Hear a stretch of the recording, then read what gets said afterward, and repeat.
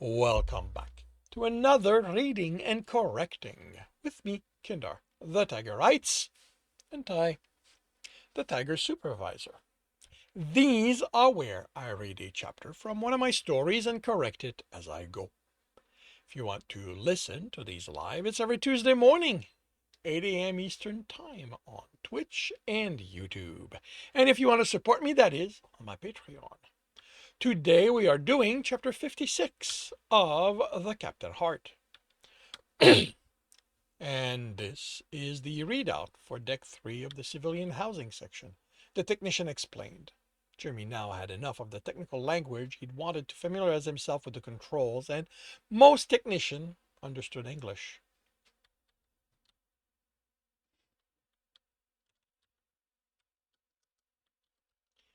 And part of your job when you're assigned a disk console is to manually smooth power spike as well as coordinate with repairs so they can investigate points that aren't behaving as they should. Exactly, engineer. Kelsirians used nowhere near as much automation as humans did, Jeremy was discovering. His tablet buzzed, but he ignored it in favor of watching the graphs, numbers, and lines that told the technician what was happening with the power in part of the ships they were responsible for. What's the usual response time from repair if something fails? It depends. On? Well, the severity of the failure, the technician fidgeted. How close or how busy the repair packs are. She wasn't hiding something or hoping he would miss a lie. Technicians were upfront with their mistakes. It had surprised him, considering how Turek talked about the engineer being gruff and not having patience for stupid mistakes. So why was she? It's over, someone whispered in his ear, and he jerked, spinning, pulling his tablet and raising it to. Turek looked at him, a smile forming. Don't do that, Turek. Then don't do what you were doing, Jeremy. What was I? You used my name. He yelled, trying to get Turek to stop it with the engineer while they worked, and that hadn't worked. The shift is over. I messaged you about it. You shouldn't be keeping her behind. The technician looked at the floor. Right. Rank meant she wouldn't tell him her shift was over. I'm sorry, I shouldn't have told you. I shouldn't have. I sh- I'm sorry, I should have. Oh, I'm sorry, you should have told me. Thank you for answering my questions. It's nothing, engineer. She didn't flee, the way you'd expect, based on her clear discomfort. She didn't even hurry to leave. He motioned to an arriving technician. He'd have to go to their station, but he'd be able to. Turek lowered the arm. The shift is over. I just need him to. The Kelsirian sighed. This isn't how it works. The shift is over. Now is the time to live. Really? Yes, really. Jeremy stepped into the other man's space. What if I decide to spend that time living with you? He grinned at the confused expression. He barely felt the oozing discomfort, and that made him press on. You know what?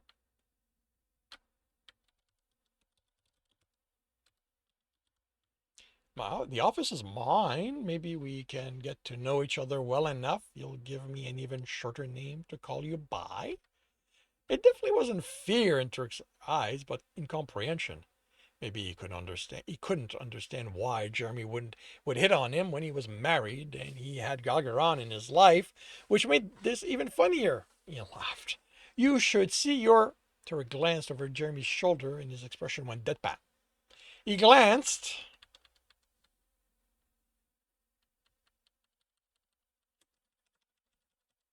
and hurried to move away from the other man. It's not what it looks like. He hurried to tell his heart. You mean it isn't you enjoying your friend's company? Not like that. Man, did that sound lame. I mean, you don't have to worry. I was just teasing him. He has a mate, and I have you. I wouldn't have. His heart's amusement kept him from finishing. Gralgiran placed a hand on his cheek. I have no doubt all you were doing was teasing him, and that if he'd objected, your friend has the training to prevent you from continuing. He smiled at the other Kelsirian. Isn't that right, Hunter? Was that a hint of a threat in the tone? Yes, Alpha. The smile was filled with delight when it returned to Jeremy. See? His objection that Thurk hadn't initiated this died on his throat. What brings you here? He'd apologized to his friends at the start of the next shift if he caught him before came into effect. The ranks came into effect. I have a surprise for you. He offered Jeremy his arm. He mouthed a "I'm sorry" over his shoulder, which seemed to confuse Turk, and took the arm. The route Gralgiran took him along was the expected one to return to their quarters until they walked past the final turn. Where are you taking me? This couldn't be punishment for being unfaithful. He hadn't even done anything. Wouldn't have done anything. If Gralgiran had showed up even a minute later, all he'd have seen was he and Turek having a laugh at the situation. You'll see. The smile was enigmatic, and Jimmy wasn't sure he trusted it. As the captain, Gralgiran had to know every room on the ship.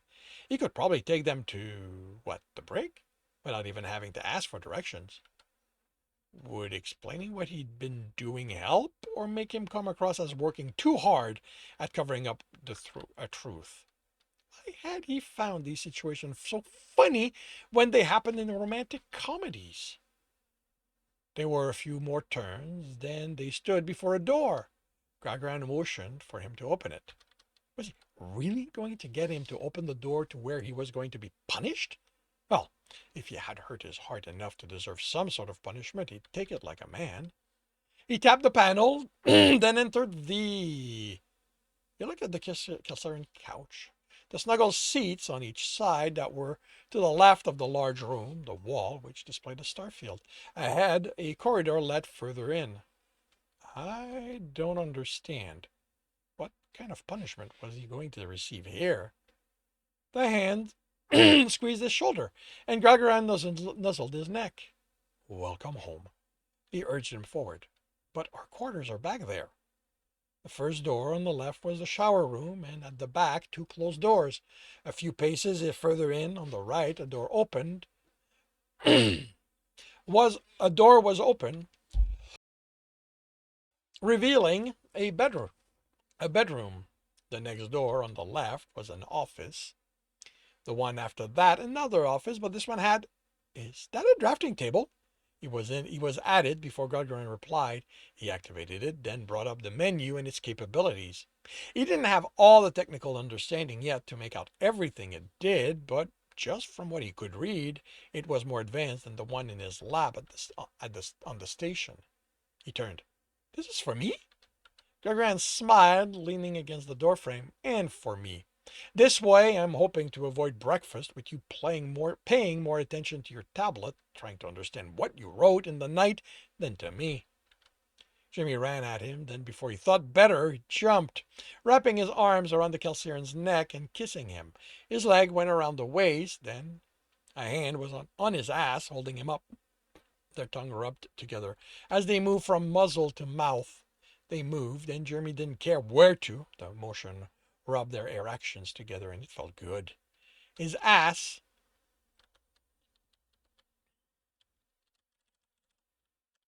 was on a solid surface, and his hands into Gralgiran's pants.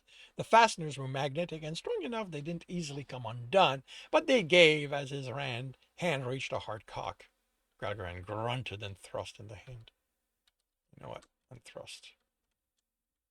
Jeremy pulled away. Tell me you have lube. He panted while his heart grabbed his pants from his feet.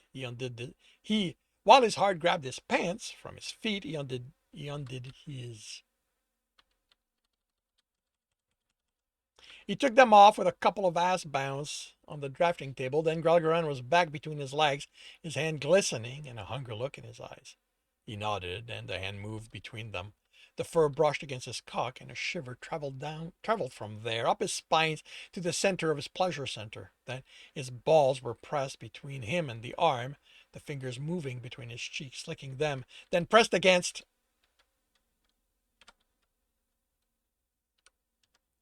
Stop! Fear flooded him. The pain would be unbearable. He wouldn't be human. He wouldn't be a man. He wouldn't... The arms that held him were gentle. He pressed his head against Gralgiran's chest. Fuck, he whispered. Fuck, he said. Fuck! It's all right, Jer. We will attempt again. this again. The war isn't lost. It's not okay, he growled. I fucking want this. Why can't my fucking mind get with the program? What they did to... Don't, okay? Just don't. He sighed. I'm sorry. I keep doing this to you and it's not fair. I am a patient hunter. I will be here when you win the war, and I will help you celebrate. Jeremy chuckled. I hope you guys have stuff like sick days, because I'm keeping you in bed all day when that happens. Gralgiran rubbed his muzzle against his cheek. I look forward to that day. Thanks for being patient. His heart chuckled. I still do not understand your need to be grateful for that. Just accept it, okay? Always. Jeremy turned, still reading through the list of boards he needed to find in the office system so he could print them, and nearly collided with the wall. What the? He looked around. How was he not in the corridor leading to engineering? Brought up the map, and even before he'd taken in the details, he remembered. He'd moved. The path he'd memorized from their quarters to engineering wasn't valid anymore. So where was he? He wasn't so far off. 3 turns, and he'd be back on track. As he turned as a Kelsirian left the room, and an odd smell reached him. Well, odd to him for being on a ship. The smells of woodlands were ones he associated exclusively with Earth, the woods behind his parents' house. The door opened as he stepped to it. Where the control panel would be was a banner, like the one he'd seen at some intersections, but without the flyer on it. This was a plain banner. Unsurprisingly, the room was large. It was more humid than he expected, and along with the smell were faint sounds of leaves rustling in the breeze. Banners hung on the walls, close to a meter wide, 1.5 in length, each with a design. An arrow, like the one in his and Gralgiran's bedroom, an eye, a nosepad, a mess of lines, the claws of Gralgiran's namesake, and so many others. He didn't have names that went along with the designs, but he felt like he should. Maybe it was something that came with one of the last 2 language implants. Maybe they felt familiar because the previous ones had some details that made no sense at the moment. Without the rest. Came to a stop after a slow circuit before the banner with the mess of lines. The one with the eye was to the left. On the right, the banner bore a Kelsirian skull. He hesitated, then touched the banner. The material felt like hide with rough hair. He found the start of a line and traced it. What is this? What's this all about? He whispered, his finger moving through the mess, heading for... He startled at the vibration of his pad in his hand. If you and your heart are having too much fun, call this your off day so we know not to bother you. Got lost, he replied to Turk's message. Found. He looked at the banners surrounding him and was reluctant to share where he was. It was irrational. Kelsirian had to visit this room all the time. This represented their gods. He erased the words. Heading there now. Maybe that was why he didn't want to mention it. He wasn't Kelsirian. These weren't his gods. He didn't even believe in gods. Maybe it would be offensive to Thurok to know Jeremy had been here. Thurok acknowledged his arrival with a nod, then returned to work. I'm going to be in the office, Thurok. The sooner I find the designs so I can print them, the sooner we can finish repairing the reactor. Yes, engineer. Jeremy watched the quiet exchange that followed. The technician at the station next to Turok seemed to be, mocking him? The way she focused on her work after noticing Jeremy supported that. Decided against demanding an explanation. They were adult, and he had work to do. The filing system was not how Jeremy would have structured it. He moved files around, arranged them by categories first, then chronologically. It was easier to start with what he was looking for instead of when he'd built the file. It meant he needed to open each one, then had to work out what it was so he could categorize it properly. It was slow, but down the line, it would streamline any search. And it was how he found himself staring at the schematic of a print design for a conical item with a slight bend in it and faint ridges. and two spherical bags at the base. A cock. Why was there a schematic of a cock in here? Wasn't the engineer a professional? Whose cock was it? The engineer?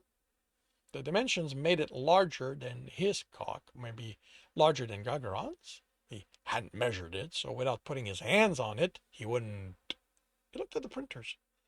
It wasn't like he couldn't work while it printed. He sent the file to the printer and it whirled into motion. And it wasn't like anyone would come out looking in the engineer's system, right? Rank and all that. Once he had checked if it was bigger than Gralgiran's, he'd dump it into the recycler, and all evidence of its inappropriate use of engineering equipment would be gone. He'd categorized 3 schematics when the done message appeared on the screen. He was oddly nervous as he opened the printer. More so when he took the printed cock out. It was so not something he should be doing during work. The first thing that he registered was how natural the material felt. Other than being too cold, it could be flesh. It could be an erect Kelsirian cock. The second was that it was definitely thicker and longer than Gralgiran's. Satisfied, he dropped it into the recycler and returned to work. What would the numbers be for Gralgiran's cock? He could measure it when he saw him after the shift. The idea of holding it, analyzing it, was tantalizing, and followed with images of Kelsirians driven out of his mind by yet more teasing he couldn't spend. Shoved the oozing discomfort in the box, but still decided he couldn't put Gralgiran through that. And he didn't have to. He knew what the cock felt like in his hands, and he had a schematic with dimensions he could alter. It was just a question of bringing them down until it felt right. The 5th print was the right one. Once held against his skin until it was body temperature, stroking it felt just like stroking his heart's cock.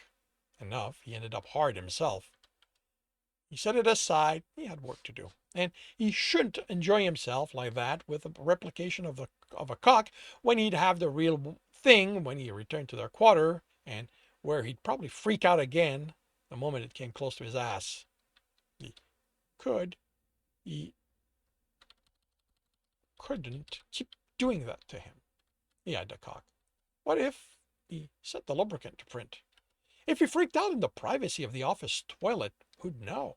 He could practice until he beat that instinct of repulsion into submission, and when he again brought Gralgiran to the level where he'd take him, he'd enjoy it. Enjoy being fucked by his heart. And then maybe he'd fucked his heart in return. If Gralgiran let him. Did he even bottom? Did Jeremy top? Was Gralgiran expecting him to? Not to? The done message appeared on the screen, one thing at a time. Right now, it was time to start the final leg of this war against the programming Omar and the commander had forced into his head. He didn't care how many battles it took. He was winning it. And that concludes chapter 56 of The Captain's Heart. If you are enjoying this, please leave a like. If you want to know when the next chapter will be up, subscribe and hit the bell. If you want to read this story, it is available on Ream Story. And if you want to listen to these live, it's every Tuesday morning, 8 a.m. Eastern Time on Twitch. Links are in the notes, and with that, I shall wish you a good day.